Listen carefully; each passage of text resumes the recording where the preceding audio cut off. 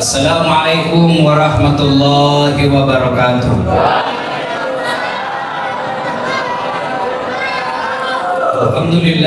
Alhamdulillahirabbil alamin wa bihi nasta'inu ala umuri dunya waddin. Asyhadu an la ilaha illallah wa asyhadu anna Muhammadan abduhu wa rasuluh. Allahumma salli ala sayyidina Muhammad wa ala alihi wa sahbihi ajma'in. Amma ba'd.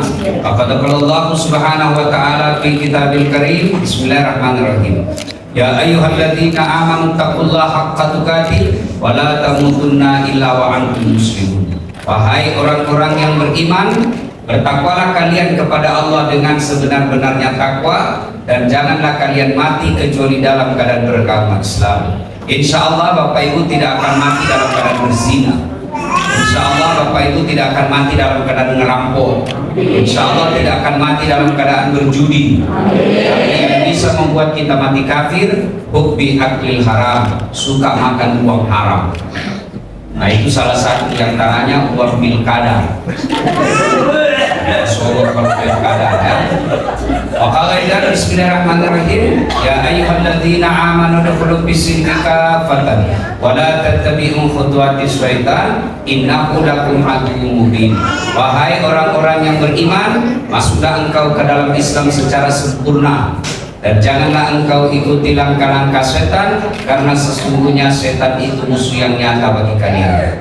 Dan orang yang terjebak dengan godaan setan di tempat ini, mereka yang tetap pegang handphone pada saat saya ceramah. Anak kalau dikasih workshop baru kau tidak mendengar, itu sudah salah satu ciri kegagalan kantor ini. Simpan dulu HP-nya. Kalau tidak mau berhenti pegang HP-mu, saya doakan suami itu kawin lagi.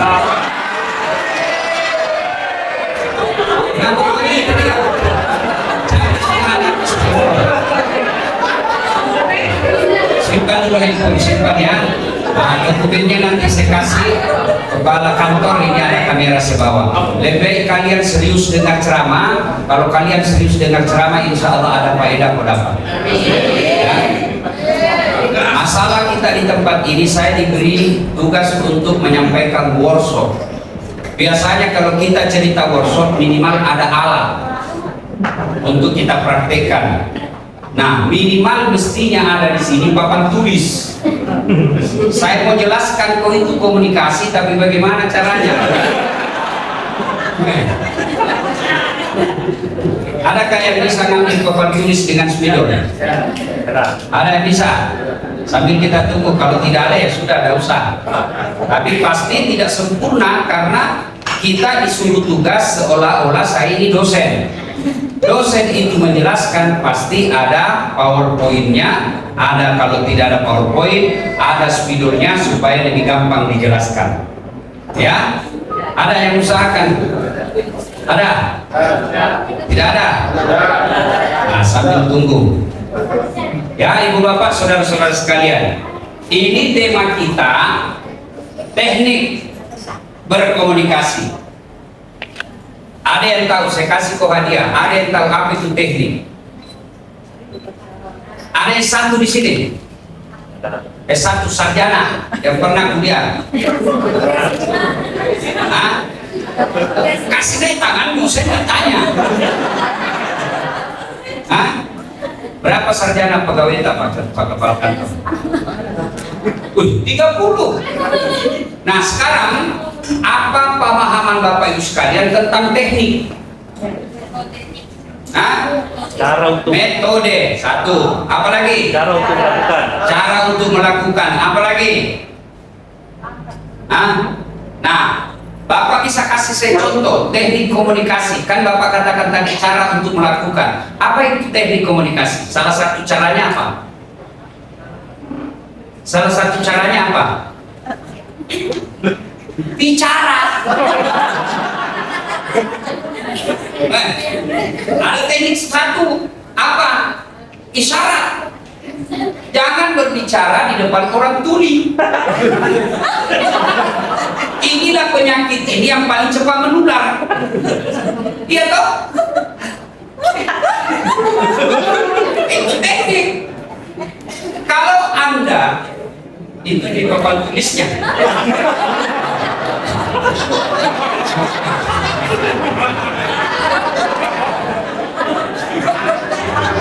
Atau bisa ada sekali.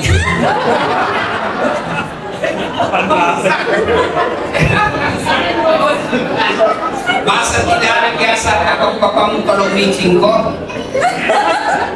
Nggak ada. Ya, apa boleh buat? Nah, ya, dia ya, serius dulu. Teknik itu adalah cara yang kita lakukan untuk menggapai sesuatu. Ya, saya mau meyakinkan Anda apa yang saya mau Anda lakukan. Maka bagaimana caranya? Saya cari caranya. Caranya itulah disebut teknik. Kalau saya bicara Anda tidak paham, cari cara lain. Sudah ku jelaskan. Beleng-beleng. Cari cara lain. Dan pindah lagi kita cara lain. Apa cara lain? Kasih contoh. Paling praktis. 2 tambah 2 berapa? Bingung dia. Tidak tahu. Maka cari cara lain. Ambilkan ki 2 jalan kote, 2 onde-onde. Berapa jumlahnya? Kosong. Kenapa kosong? Saya makan semua. Ini sudah menghadapi orang seperti ini sangat sulit. Kenapa? Tidak jalan otaknya. Inilah banyaknya PNS yang begitu. Iya, kenapa? Karena ASN itu dia cerdas atau rajin, tetap jalan gajinya. Beda kalau pegawai perusahaan puna dongok kok, beleng-beleng kok, buntu, tolok, walillahi taufiq wal hidayah. Karena memecat seorang ASN itu tidak gampang. Maka dia malas. Yang lebih parah lagi, ada teknik yang dia pakai. Apa teknik dia pakai untuk dapat jabatan? Teknik menjilat.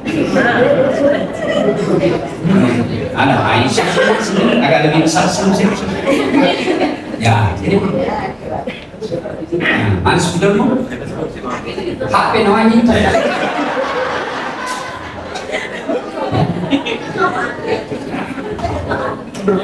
Ya. Saya kira kau pegang dari situ.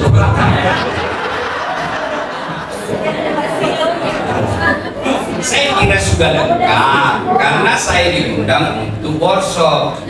Workshop itu pasti ada sarana. Beda kalau saya ceramah kayak tadi malam, kasihkan saja mic sama sound system, diam kok, saya selesaikan. Tapi kalau begini harus ada peraga. Nah, sudah paham apa itu teknik? Sudah paham? Sudah paham? Ya. Sudah paham apa itu teknik? Ya. Coba Bapak yang baju merah. Ini namanya workshop. Bapak ulangnya apa itu teknik? Atau Bapak bukan pegawai di sini? Dia suruh pertama. Ayo, mana? Ini yang cewek-cewek ini yang pakai kuning-kuning ikat sepatunya. Nah, apa itu teknik deh? Jessica. Apa itu teknik?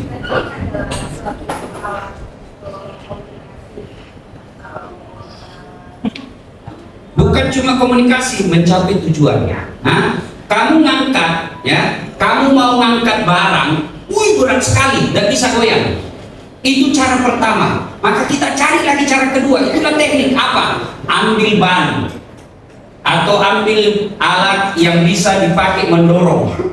Kan kalau diangkat tidak bisa. Saya mau pindahkan kamu dari sini, tapi kalau saya pegang tidak bisa, bukan mahram. Gimana caranya? Saya kasih keluar. Pasti kau pindah. Itu teknik. Itu yang disebut teknik. Iya kan? Saya mau kasih pindah kamu, tidak mungkin saya tarik tanganmu viral. Iya toh? Gimana caranya? Ku ambil mobilku.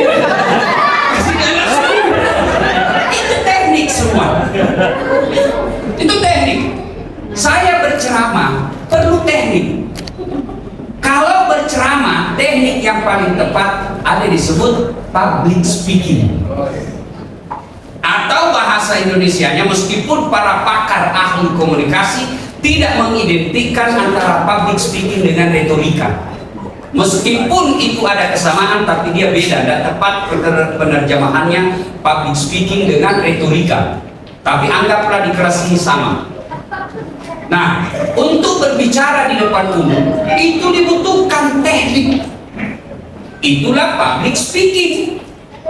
Kalau kalian lihat tadi malam, ribuan orang datang, mungkin ada sekitar sampai 50.000, ya kan? Dengan usia yang berbeda, budaya yang berbeda, pengetahuan yang berbeda. Tidak gampang menyatukan perhatian mereka. Ada yang ada ceweknya, pura-pura mau dengar ceramah pada pegang-pegang tangan. Ya, bagaimana menarik perhatian mereka? Dibutuhkan teknik. Kalau kamu baru tampil di depan ribuan orang, Assalamualaikum warahmatullahi wabarakatuh. Marilah kita memanjatkan puji dan syukur. Oh, orang bilang turun.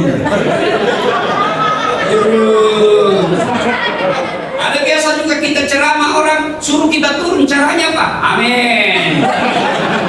Amin. Itu sudah capek dia dengar kamu.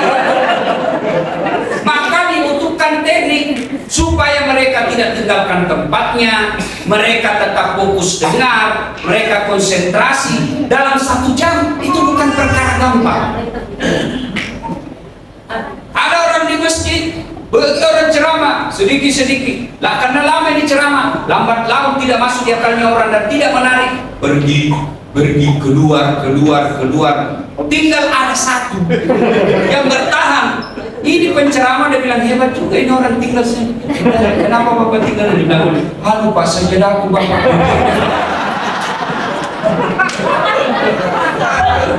Iya kan? Nah, dibutuhkan teknik.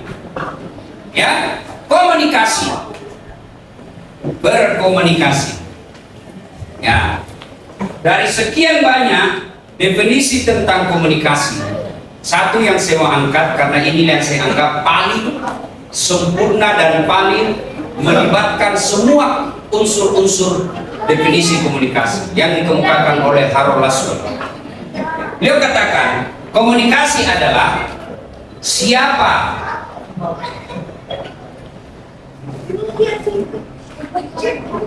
ya, unsur pertama siapa, unsur kedua mengatakan apa,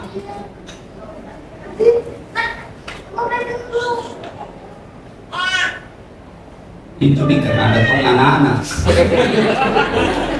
Jadi ini bukan workshop, ini campur sari. Nah, siapa mengatakan apa kepada siapa?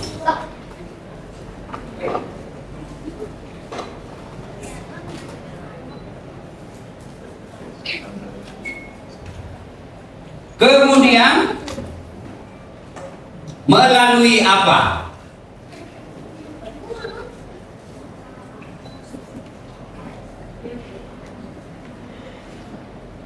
Dan yang terakhir, efek dengan efek apa?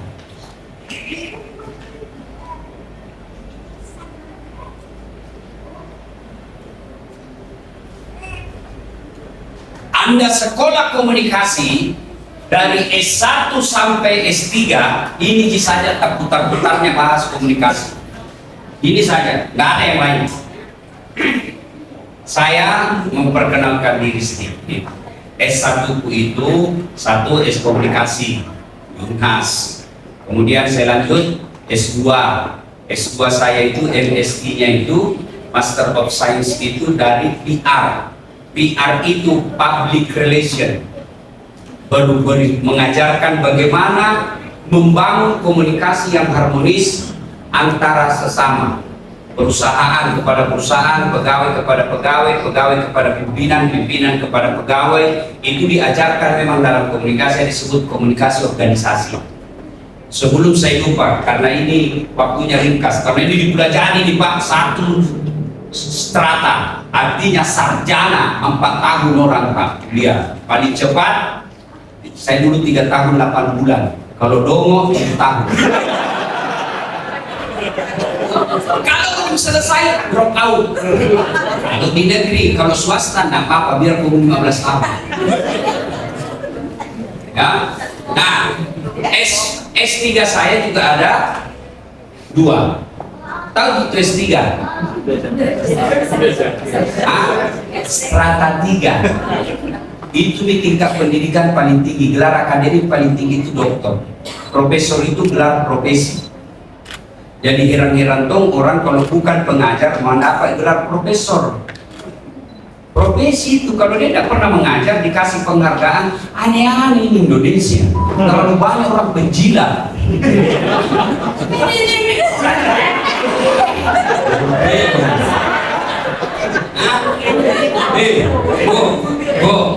Kalau dia gelar doktor begini, ini berarti S3-nya dalam negeri.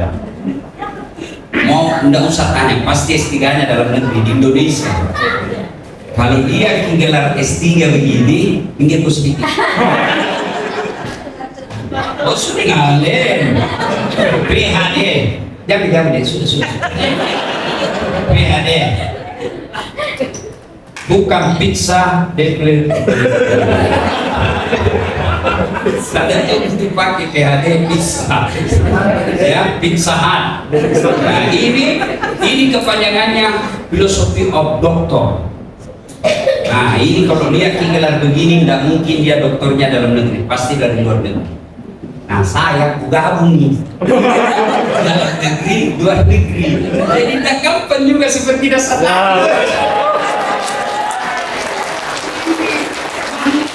Karena di Indonesia yang belum tentu ada dalam 100 tahun. Betul. Legenda Sayyidin MC kita akui itu guru saya dalam dakwah. Tapi tidak semua golongan bisa terima. Dan saat tadi dia tiongona undang-undang ceramah. Biar non muslim dia undang saya ceramah. Coba. Saya baru-baru kasih nasihat pernikahan. Yang undang saya Nasrani, yang undang saya Tionghoa, hampir semua dalam hotel orang Tionghoa. Saya dikasih kesempatan nasihat perkawinan. Padahal saya muslim, dia non muslim. Kenapa? Karena saya punya teknik berkomunikasi. Itu penting. Ada orang doktor, belum tentu 2. Ada orang 2, belum tentu 1 luar negeri, 1 dalam negeri. Ini pamasi na samudi pamasi. Ada kagubuan bugis di diri. Kau kanan kantor ada bisa dinawarnya. Karena ada lawangnya.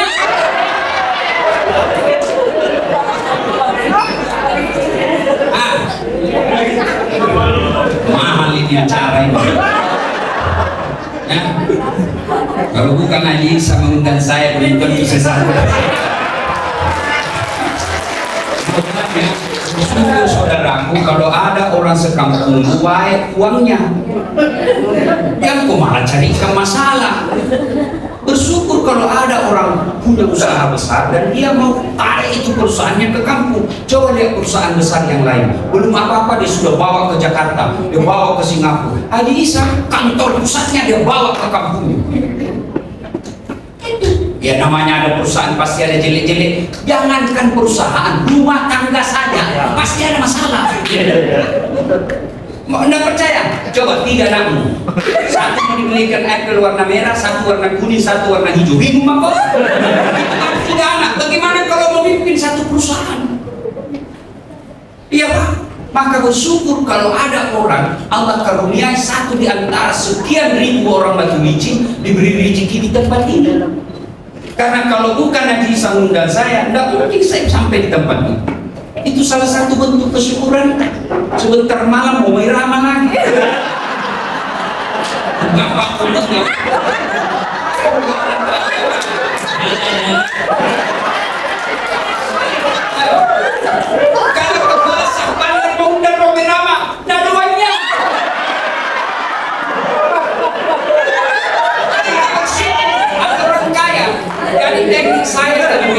menyikapi orang kaya. Kalau ada orang kaya, jangan kau sakiti mereka.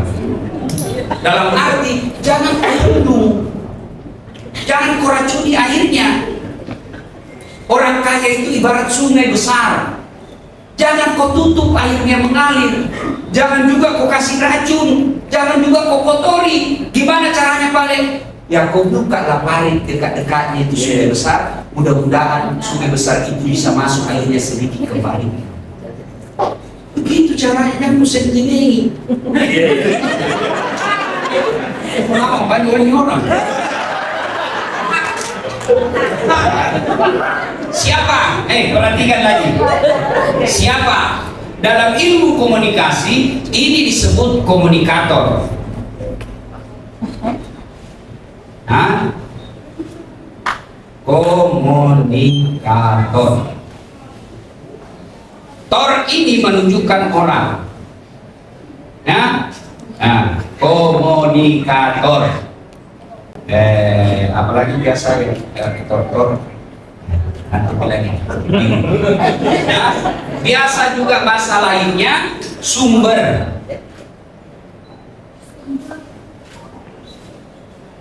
Siapa yang komunikator di tempat ini sekarang? Siapa? Siapa? Bukan kau, saya. Sebagai komunikator, sumber informasi yang ada di tempat ini, sumber ilmu yang ada di tempat ini, namanya dasar tadi. Inilah komunikator, sumber. Ya, sumber itu bisa berupa pribadi, bisa juga berupa organisasi. Nah, sumber, Pak Kepala Kantor berbicara tentang apakah ini kantor Naurus? Apa dia urus di kantor? Pelayanan apa? Kesabaran. Air laut. Kapal terbang atau kapal laut? Kapal laut. Nah, ketika beliau berbicara tentang keselamatan dalam berlayar, itu dia berbicara sebagai mewakili kantor. Tapi ketika beliau berbicara, istri saya cantik, pandai memasak, itu pribadinya. Itu bisa dibedakan mana pribadi, mana kantor, konten yang dia bicarakan. Pak Jokowi berbicara tentang Republik Indonesia, peraturannya dan lain sebagainya. Beliau berbicara sebagai presiden. Tapi ketika beliau berbicara tentang insya Allah dalam waktu dekat saya akan lahiran cucu yang ketiga, itu berarti pribadinya. Nah, banyak pejabat dia berbicara atas nama pribadi, tapi dia gunakan fasilitas negara.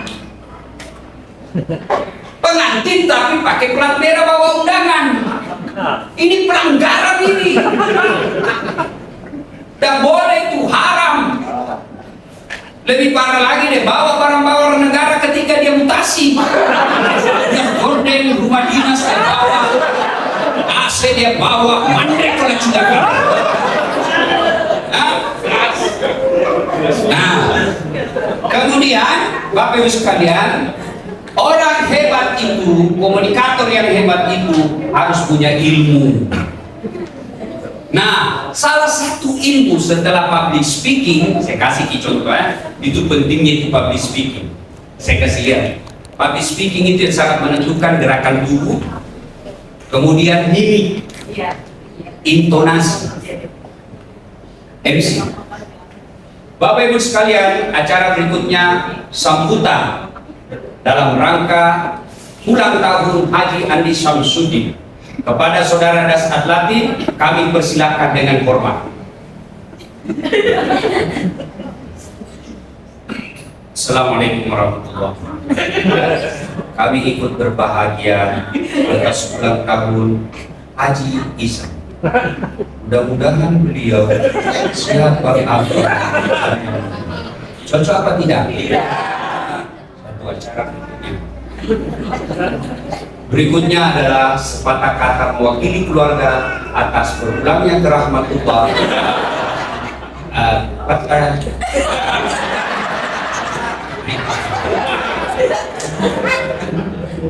Assalamualaikum. Atas nama keluarga saya berduka atas wafatnya Andi Petara. Dilempar kau dulu. Apa yang masalah? Lihat apa? Mimik, intonasi. Itu penting. Dari caramu intonasi salah melayani publik, meskipun niatmu baik, tapi intonasi bahasamu salah, pasti orang jengkel. Maka pasti tahu kapan ini kita mesti gembira, kapan kita mesti senyum, kapan kita menampakkan mukanya memang yang tidak sewajarnya. Banyak di antara kita baru masuk kasihan orang, muka dia pelayanan sudah tidak mengenakan.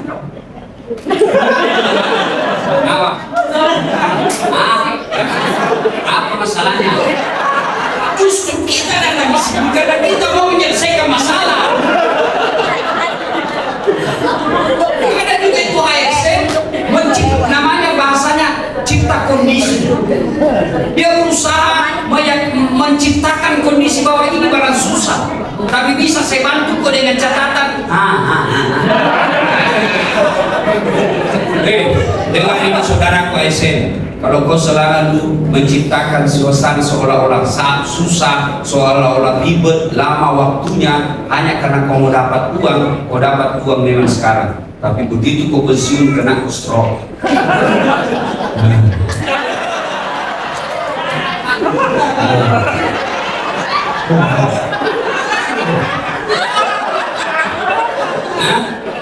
Tahun pertama istrimu masih bertahan, tahun kelima istrimu mulai capek, tahun ketujuh istrimu sudah makin tidak betah. Akhirnya apa? Kau tambah tidak bisa bicara, tidak bisa goyang di tempat tidur.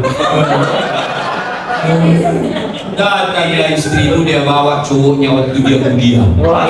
Kemudian di depanmu aku pegang-pegang tangan.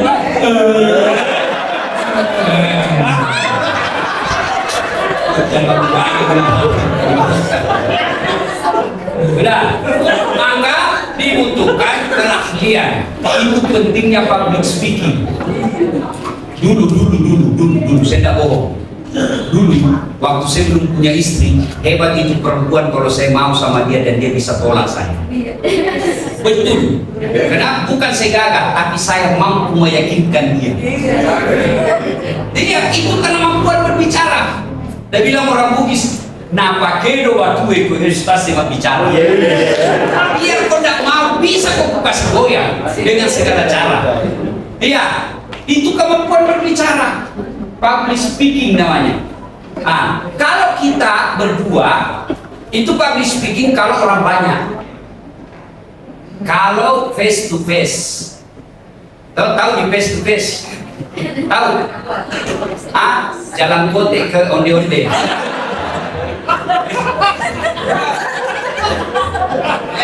Berdua, atau sedikit saja.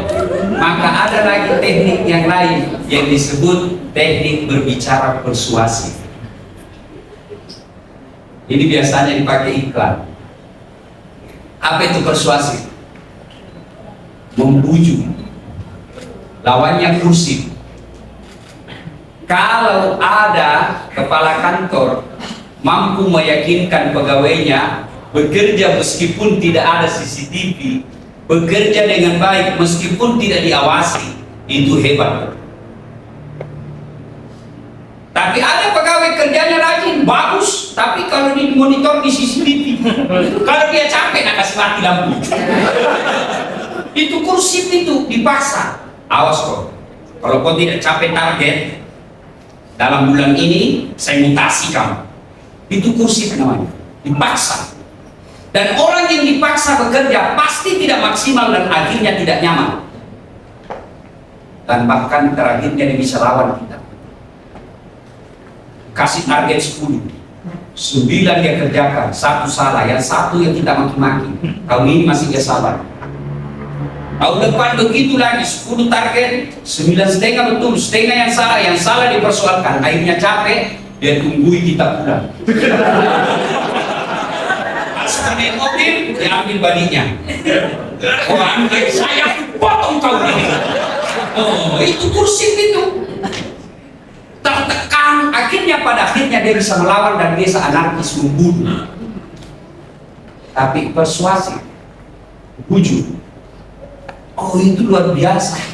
Dia bisa kerja dengan baik meskipun tidak ada bonus, tidak ada paksaan, tidak ada CCTV. Kenapa? Karena dia sudah yakin bahwa pekerjaan ini, kalau baik pekerjaan saya sendiri yang dapat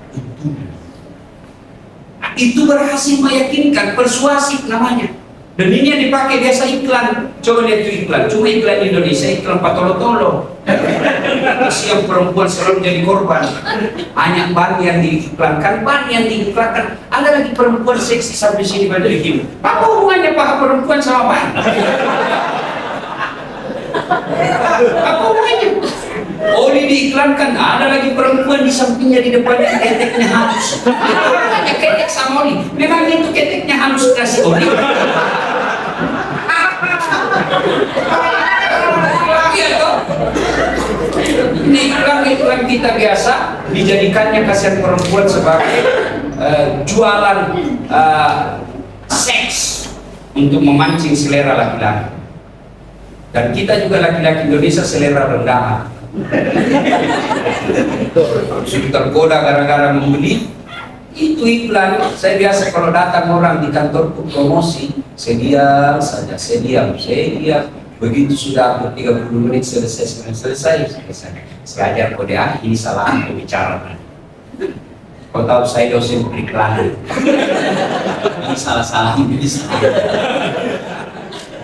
Biasa itu pegawai, apalagi pegawai bank. Kalau kejar target, datanglah ke kantor. Bisa Bapak, ada daya ini Pak, Pak ketenian nih Pak. Tidak bisa kita jaminkan. Ini kalau ada bisa usaha apa. Sudah saya bilang, iya semua yang mau cerita itu tadi baik. Kau tidak cerita bagaimana bisa jadi saya. Ya kan? Nah, iklan itu dia hebat, itu persuasif. Ya, yang tadinya kamu pakai sampo sanksi, tiba-tiba kau lihat iklan meyakinkan, dia berubah menjadi habatus sauda. Ya kan? Itu hebat, itu mengalihkan pembelinya orang ke barang kita. Itu hebat sekali. Ya, yang tadinya dia suka naik pesawat karena pelayanannya di sini bagus, dia bisa naik kapal lain. Oh, hebat sekali waktu itu meyakinkan. Kalau setiap mau lebaran itu pasti keluar lagi video ibu-ibu yang turun di badan. Batu licin, tempat bagus. Kalau lebaran itu pasti keluar itu. Saya rangkap dari batu licin, tempat bagus.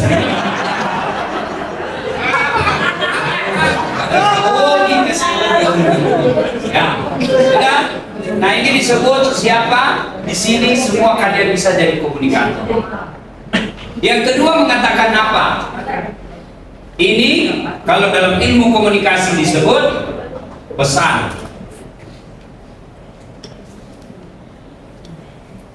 atau isi. Apa yang disampaikan itulah pesan kita. Apa yang mau disampaikan ke publik, produk-produk kantor ini, itulah yang disebut pesan. Produknya ini kantor. Ya? Saya tidak terlalu tahu operasionalnya di kantor. Apakah izin pelayaran? Apakah poin-poinnya di sini di kantor bekerja? Izin pelayaran, izin kapal. Ya. Nah, itu produk-produk itulah yang Bapak sampaikan. Jangan mengesankan membuat izin itu susah sehingga orang tidak mau datang ke kantor ini. Ajak bawa nama susah, malampe urusannya. Akhirnya apa? Banyak kapal ilegal. Begitu terjadi insiden kecelakaan jiwa, pasti kepala kantor jadi masalah. Maka pegawai-pegawainya mesti turun ke lapangan, memberikan penjelasan kepada masyarakat bahwa ngurus izin itu tidak susah, ngurus dapat izin itu tidak berat. Kalau ada masalah datang ke kantor, ini nomor telepon saya, hubungi kami 24 jam. Kalian bisa bekerja begini kalau niatmu bukan cari fulus semata. Apakah bekerja dilarang cari fulus? Tidak, justru kita bekerja cari fulus. Tapi jangan itu orientasi utama. nasimu saya mau berpastabikul khairat, berlomba-lomba dalam kebaikan, maka insya Allah kamu anggap itu kau layani amalmu. Karena jangankan melayani orang, menyingkirkan duri di jalan saja itu ibadah. Apalagi kalau kau mudahkan izin terbit ini. Gara-gara izinnya itu terbit, akhirnya cari nafkahnya lebih gampang. Gara-gara cari nafkahnya lebih gampang, anaknya bisa jadi sekolah. Sekolahnya anaknya jadi penghafal Quran. Akhirnya dia hafal 30 juz. Demi Allah, kalian yang mengurus dan memudahkan bapak ini, kamu juga dapat pahala supaya layaknya kamu punya anak penghafal Quran sendiri. Itu menurut konsep agama. Cuma kalian yang ada di otakmu pulus. Doi.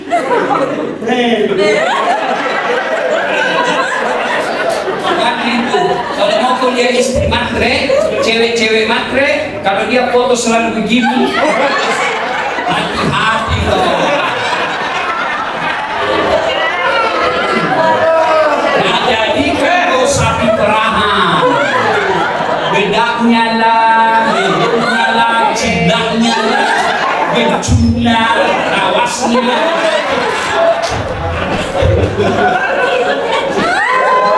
Udah selagi saja menjadi begitu. Ada ini, ada ini. Tidak ada ini, ini. Itu perempuan sih. Saya itu perempuan kalau foto selalu bengkok kepalanya.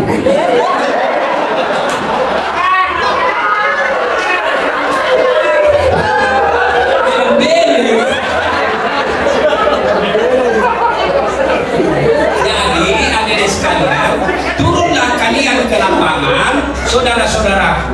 Ini pesisir kan banyak perahu-perahu, ya, perahu cari ikan, perahu penyeberangan, speedboat. Itu kan mesti ada istrinya mereka.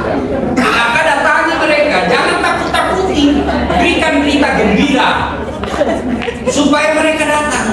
Kalau dia jadi istrinya ada, kerjanya dia tenang, kamu dapat pahala. Itu disebut ilmu yang bermanfaat. Di 1 dari 3 amal jariah.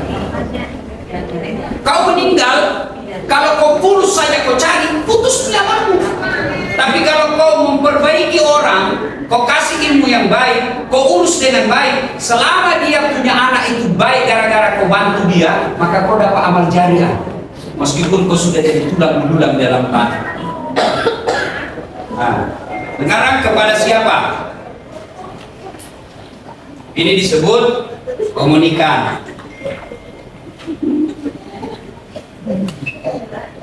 Atau biasa juga disebut dengan penerima. Ya, atau kalau di sini stakeholder. Ya. Nah, ini dilihat komunikator ini kalau di rumah sakit namanya pasien. Ya. Kalau di sini ya orang yang datang suruh surat, itulah mereka. Dan di sini karakternya beda-beda. Penerima kita beda-beda. Saya ceramah, sumber. Ya, yang saya sampaikan materi ceramah saya itulah disebut pesan. Saya terima ini itu disebut penerima atau komunikan. Komunikan ini macam-macam. Di dalam sini saja macam-macam karakternya. Ada S1, ada S2, ada S1 tapi ijazah palsu. Atau pakai C. Ada kan? Ada macam-macam di sini. Nah, disitulah kemampuan seorang komunikator untuk melihat audiensnya. Bapak-bapak, ketika kau berhadapan dengan orang kaya yang punya pendidikan, pada jadi gayamu. Dan saya tidak masuk di akal saya kalau ada ASN gondrong, ya, kumisnya bau rokok,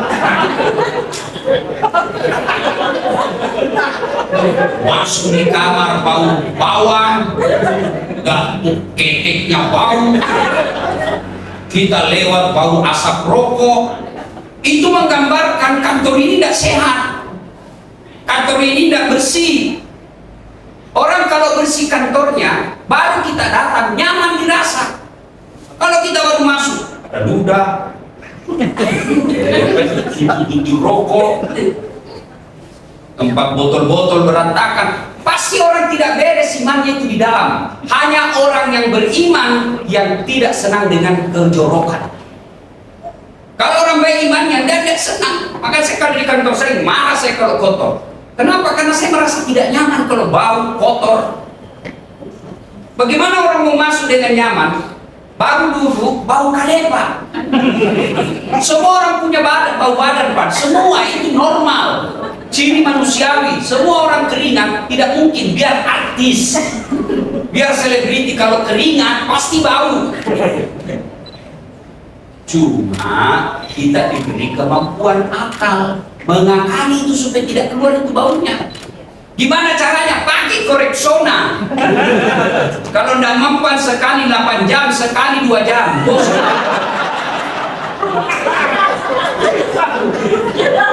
Pusing. Ada bentuk orang pak bau bawang. Pusing orang kalau dia masuk ruangan. Saya pernah mengajar masuk anak-anak dulu. Langsung sudah. Mau apa ini saya ya kan? Maka orang beriman itu sebelum dia keluar pakaian yang rapi. ASN itu standar, di atas standar dia. Kecuali kau masuk Sogo. Ini dia masalah di kantor ini. Kau mau jadi pegawai karena nyogok. Bos, lebih baik kau pegawai honor sampai akhir daripada kau jadi pegawai ASN tapi nyogok. Biar mau kau pegawai namanya PTT, pegawai tidak tetap, 5 tahun kemudian TTP, tetap jadi pegawai.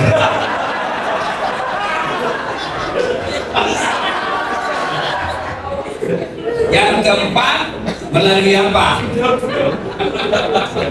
Yang kau ketawa silakan. Ya, kalau dulu orang menyampaikan pesan dari kepala kantor ketika dia ngomong supaya didengar satu masyarakat Kabupaten Tanah Bumbu itu hanya melalui TV, TVRI dan koran. Sekarang era baru, era digitalisasi, disebut media sosial. Semua orang bisa jadi wartawan. Jadi hati-hati kok viral itu. Orang datang, kau tidak sadar nasoti, kau ngomong kasar apa, nah share di berita Tanah Bumbu, viral lah kau. Hati-hati. Kalau dulu kita bisa beli itu berita. Misalnya ada wartawan, dia liput kita punya kantor jorok apa semua. Untuk menghindari di berita kita beli. Caranya apa? Sebelum keluar itu surat kabar pagi jam 7, jam 3 dini hari dia beli semua terbitan koran, akhirnya tidak ada yang baca. Begitu dulu. Sekarang mana bisa beli HP? Orang semua bisa. Hai guys. Ini guys. Ini minta disogok guys. Dan parahnya lagi, itu dia ambil dulu gambar, nanti dia isi suaranya. Kadang-kala beda gambar, beda audio. Suaranya Dasat Latif, gambarnya orang lain. Dilihat dosa, tidak dilihat barang bagus.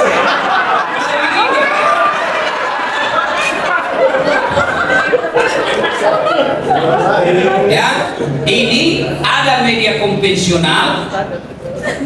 Media konvensional itu poster, flyer, baliho. Dulu disebut modern, sekarang konvensional lagi. Yang digitalisasi zaman sekarang zaman masa digitalisasi adalah medsos, Instagram, TikTok, grup WhatsApp dan lain sebagainya. Dan itu informasinya lebih cepat daripada media konvensional. Dengan efek apa? Ya, ini media atau saluran. Kalau ini efek dampak.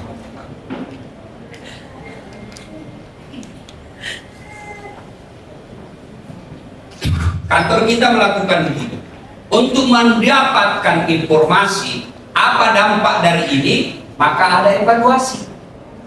Oh, paham apa tidak? Biasanya kalau workshop diakhiri dengan ujian.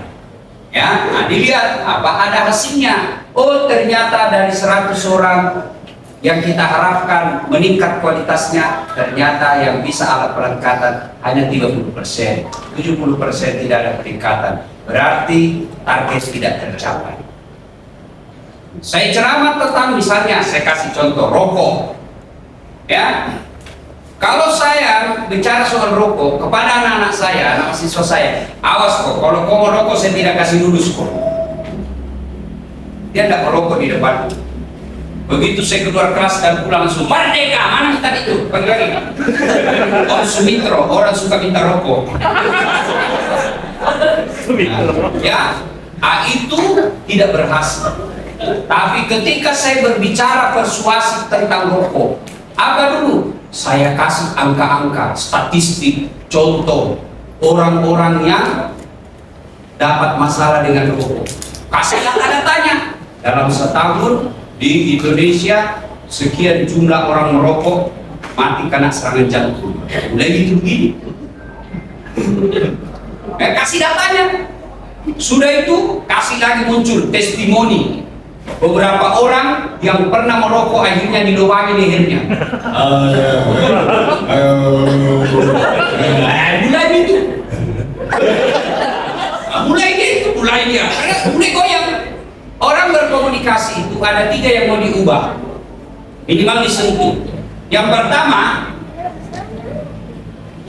ya, yang pertama namanya kognitif.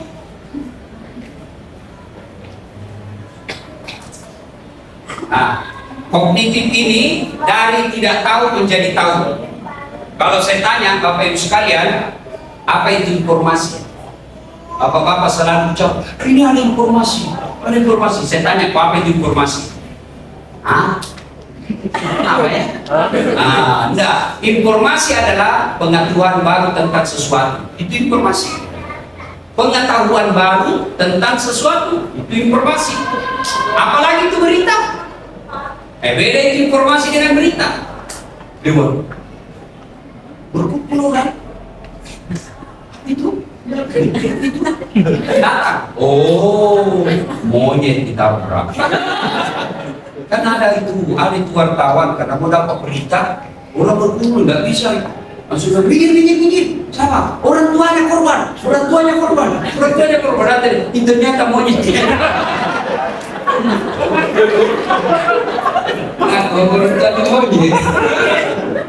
Ya, nah itu apa saudara? Berita itu adalah sesuatu yang menghilangkan ketidakpastian. Itulah berita. Tidak pasti apa yang terjadi, apa. Oh, orang tenggelam. Itu berita. Ya, nah orang menyampaikan seperti saya bicara sekarang, yang saya mau pengaruhi satu kognitif, pengetahuan. Dari tidak tahu menjadi tahu. Itu ada dampaknya. Dulu kalau dia bilang, jadi kalau saya ceramah, ada orang begini. Saya yakin masuk di akalnya. Tapi kalau orang tunduk begini, saya tidak yakin. Bisa jadi dia ngantuk. Orang ngantuk itu. Yang kedua, konasi.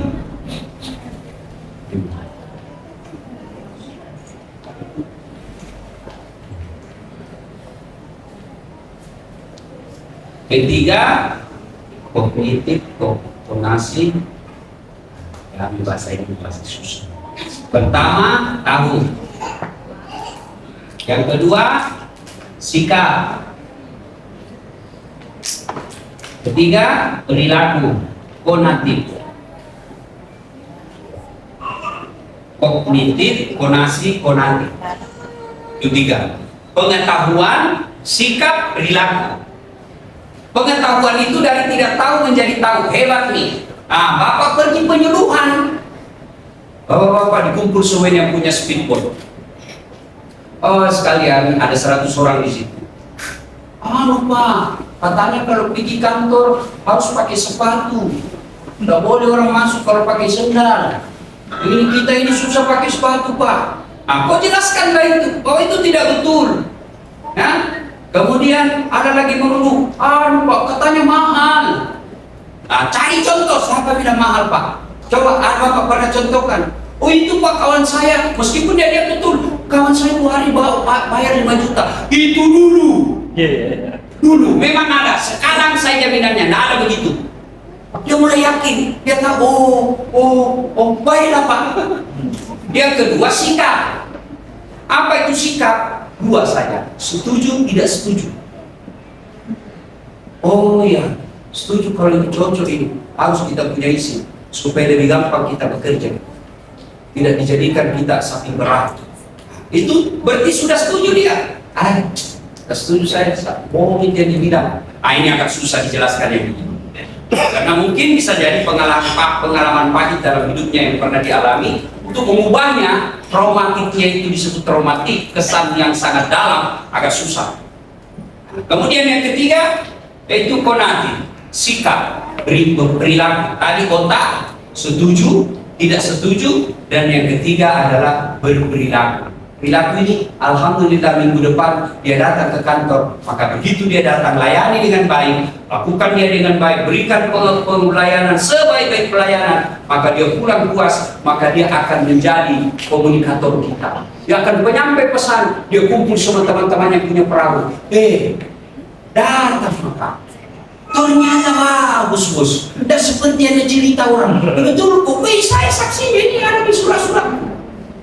Maka ini 1 orang lebih hebat pengaruhnya daripada 30 orang di kantor Sakyana. Kenapa? Karena dia menjadi bukti dan dia rasakan sendiri. Maka dia akan datang berhasil. Bapak Ibu Saudara-saudara sekalian, inilah penyampaian saya.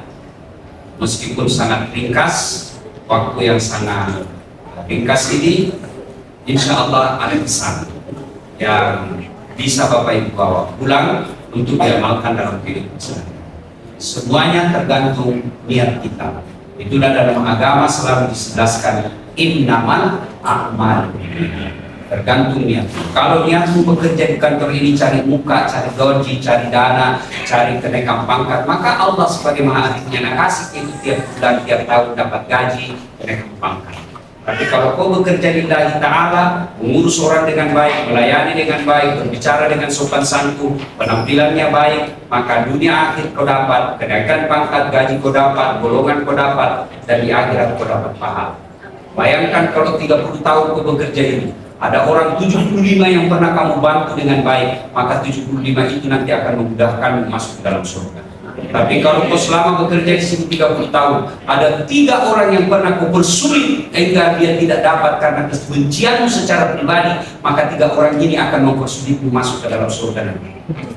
Maka bekerjalah saudara dengan sebaik-baik bekerja. Usahakan kalian bekerja, ke kantormu sudah ada wudhu, tutup auratmu, jaga lisanmu, jangan kau ganggu orang. Apa alasannya Tuhan menghalangimu masuk surga? Kalau akhlakmu baik, ibadahmu baik, dan kau tidak ganggu orang. Apa alasannya Allah melarang kamu masuk surga? Kau datang kerja sini adalah cari nafkah. Cari nafkah bagi kita ini dalam Islam adalah jihad. Cuma kalau kamu datang hanya passion show, hari Senin lain jilbabnya, hari Selasa lain lagi, mau dipuji aja, ya itulah yang kau dapat. Apa yang kau dapat? Tawa itu tawa yang kau dapat. Ya kira-kira tidak ada apa-apa. Semoga acara ringkas ini ada bekas minimal pengetahuan dan sikap. Berdoa mudah-mudahan selanjutnya bisa memperbaiki perilaku Anda dalam melakukan pelayanan kepada masyarakat. Billahi taufiq wal hidayah. Usikum wa nafsi bi taqwallah. Assalamualaikum warahmatullahi wabarakatuh. Terima kasih.